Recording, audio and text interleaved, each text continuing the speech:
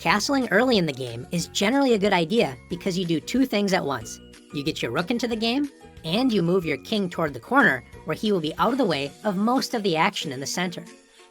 Normally you want to castle to a side that has pawns available to protect your king from attack, like this, and like this. Oftentimes you'll have 3 pawns sitting directly in front of your king in a perfect row. This can provide a safe place for the king.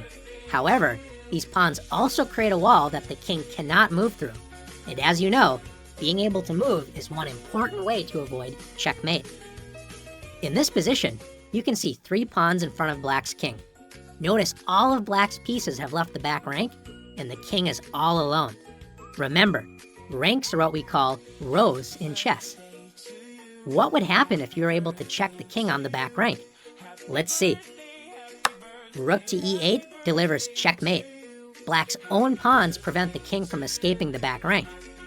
Let's look at this position again, but this time with a slight difference in the position. Do you notice the difference in this position? Black's pawn on h7 has moved to h6. This opens up a window for the black king in case white delivers a check on the back rank. Black escapes white's attack, and now it's white's turn to be cautious. If white tries to save a pawn with a4, a pawn may be saved, but the game will be lost. Notice white's back rank is completely unprotected. One of black's rooks can deliver a check. Let's say rook to d1, which forces rook e1. And now, after rook takes e1, it's checkmate. So how could white have avoided this back rank checkmate? Remember, the best way to avoid a back rank checkmate is to push a pawn in front of the king as a window for escape from the back rank. In this position, white could play h3, opening the h2 square for escape if black delivers a check on the back rank. Let's take a look at one more position. In this position, should white capture the pawn on b6? When you think about moving a piece, always ask, what is the space left behind? In this case, if the rook leaves b1, the back rank is left behind.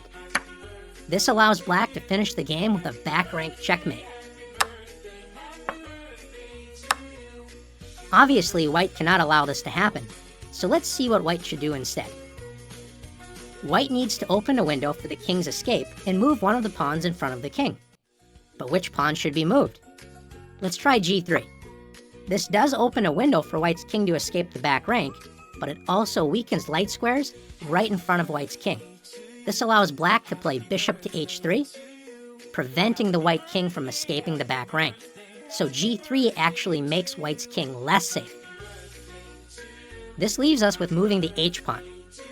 After h3, white's king now has an escape square on h2, so back rank checkmate is no longer an issue. White can now capture the pawn on b6 with the rook on the next turn if black leaves it unprotected.